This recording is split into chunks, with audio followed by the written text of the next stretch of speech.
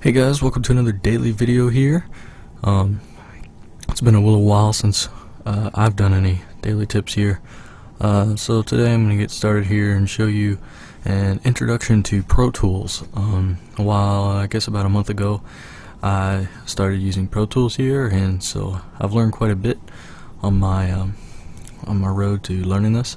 So I'm going to show you a little introduction here, and then in future videos we'll get into more advanced stuff and more techniques and things. This is just going to be a basic overview of the tools inside of Pro Tools. So let's go ahead and get started here. I'm going to show you how to create a new session. Here's the default loading screen. It's a quick start loading screen here. I think it defaults to create a blank session, and so that's what I'm going to be doing here. Down here you have your session parameters.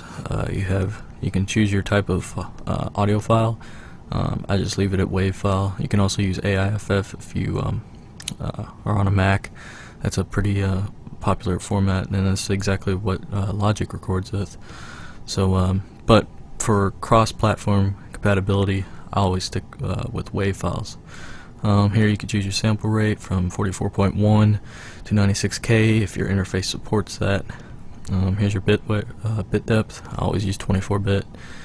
And I pretty much always use 44.1 unless I'm recording some kind of high detail thing. You can use 96K.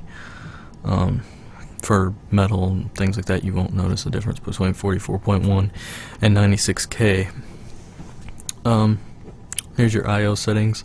I always switch this to stereo mix. I've had sometimes last used settings right here don't work correctly, so I always choose stereo mix, and that always works fine. And if you don't want to see this quick start dialog box when Pro Tools starts, you can uncheck this down here. But I like to keep this open because when you open it again, it shows your recent sessions, like this. It shows your recent sessions, and you can open your sessions from here. So I found that useful. But I'm just going to do this. I'm going to create a new session here. Then it's going to ask you where you want to save it, and normally you would save this to an external hard drive so that you can use an external hard drive when you're recording to take the load off your internal hard drive. But this I'm just going to go test tutorial. I'm just going to name that on my desktop and click save. Then it's going to build my session, and here's the default session inside of Pro Tools. Right here you've got your click track that always loads automatically. Up here you have your tempo. If you double click on this little red triangle here, you will get your little tempo change dialog box here. Let's change that to, say, 160. And you can change your resolution here. I always just leave it default. And then another cool thing that you can do with this tempo change is tap tempo. So once you have this little tempo change dialog box here, you could just tap the T key on the keyboard to get whatever tempo you're playing. Like if you're playing a guitar riff and you just tap the T button along with it, you can get your most accurate tempo. This is commonly found on delay pedals and things like that. It's called tap tempo. You just keep pressing T, and as you can see, it changes. So that's cool. Up here you have all your tools. This is your different zoom levels right here. 1 is the biggest zoom. It's the most zoomed out, and 2 is the next zoomed out. 3 getting more closer to the different. Now you're getting really small and precise, and then 5 is even more precise. So this is your MIDI note height. I'll show you this audio height in just a minute. Here's your different modes. I'll get into these in another tutorial. Here's your smart tool.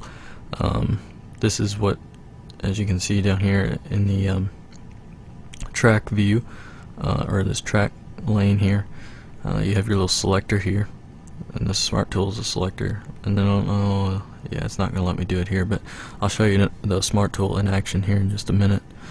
Here's your zoom tool. and there's something cool about the zoom tool. You just click and drag where you want to zoom in, and then it automatically zooms to that area, so that's really cool. And you can hit your zoom out button. Then you can also use command bracket, the brackets on your keyboard, command in the brackets to get smaller and larger. So that's a cool little keyboard shortcut that I use all the time. Let's see, here's the pencil tool. I don't use this tool very often. You can use it for drawing automation and things like that. Alright, I'm just going to show you how to import some audio. Actually, hold on just one second. This is the default thing in Pro Tools. This is how it comes default. Actually, it might come with these tracks and the regions open. I don't remember, but anyway, right here you can get your input and output things where you can change them. See right here, I can change the input on my interface to whatever input I want. I have 8 inputs.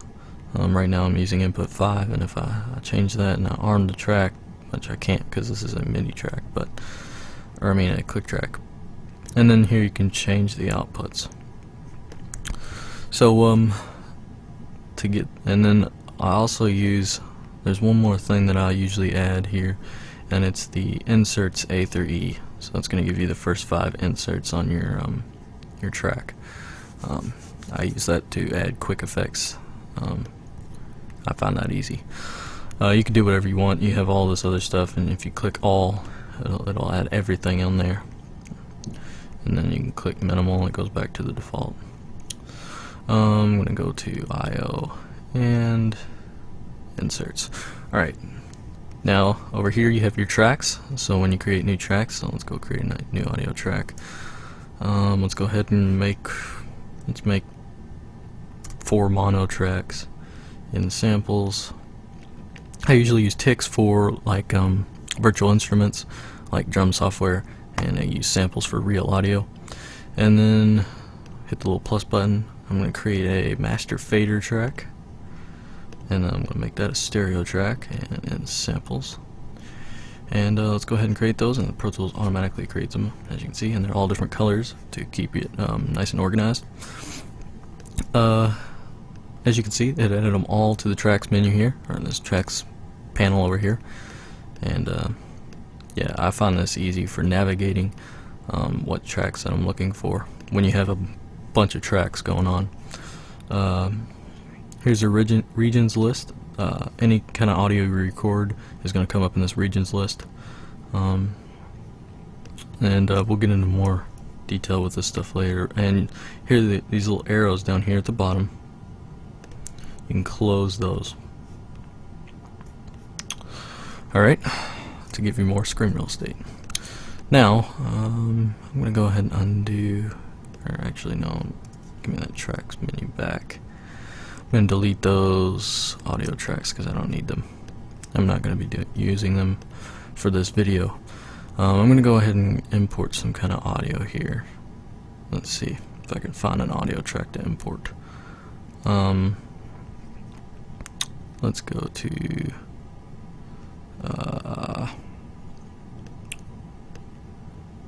let's go here.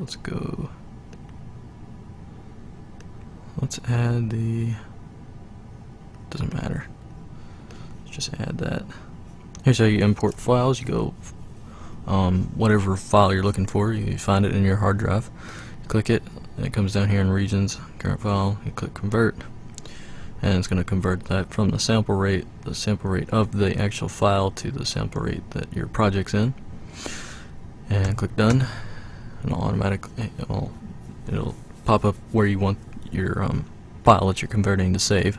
I always just leave it at the default audio files here because it's usually always right, so just click choose, and now it's going to convert the audio. It's going to ask you if you want to create a new track or just add it to the regions. You can do whatever you want. I'm just going to add new track, and then you can choose it a selection or a spot in the location where it's going to start at. I'm just going to choose session start, I'm gonna click OK, and as you can see, now we have that kick drum file. The tempo's not right, so it doesn't really matter. I'm just adding this to demonstrate a tool here. Here's your smart tool, as you can see. Here's your grabber thing where you can move the track around to the grid. Later on I'll show you how you can move it not with the grid. And then here's you can select your audio to edit. And then here you have your trimmer tool where you can actually trim the audio. So that's your smart tool in action. The smart tool is very handy. I really like this tool a lot. With this little button right here, it's the tab to transients button. So I'm just going to go ahead and go to this track. I'm going to hit the tab key with that button enabled, and every time you hit tab, it's going to go to the next tab or the next transient. This is good for quantizing drums, quantizing bass, things like that, and works quite well. Let's see, this other button right here, this is your link, timeline, and edit selection button. So with this enabled, it's going to link the timeline edit selection here to the one on the top up here, and you can do some cool stuff with this, like punching in and out with recording. I'll show you that later in another video.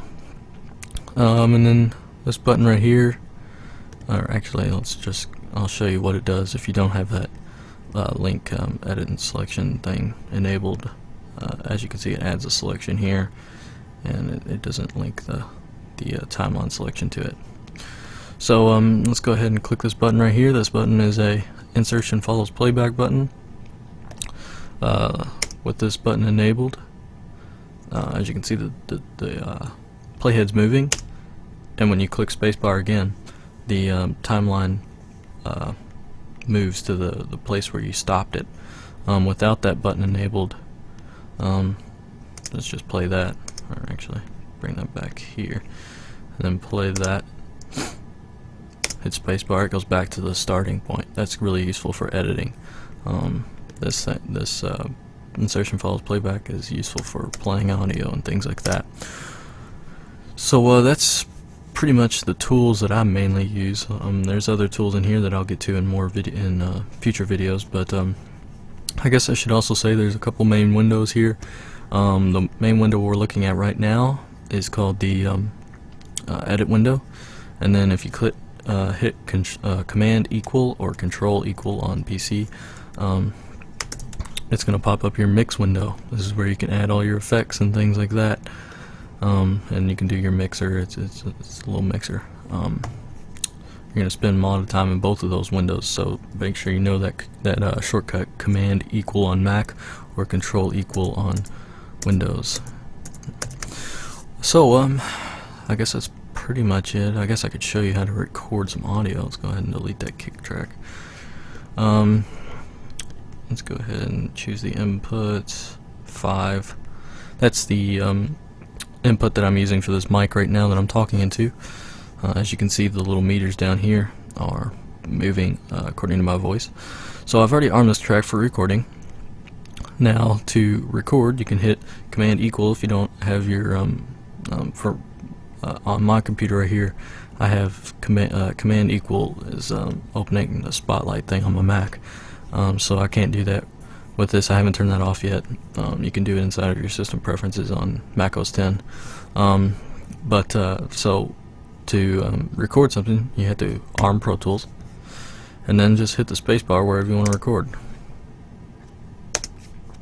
Alright, so that's pretty much a little basic overview and introduction to Pro Tools, some of the main things that I use.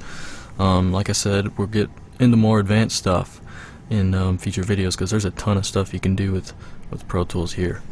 So I guess that's going to be it with this video, and we'll see you next time.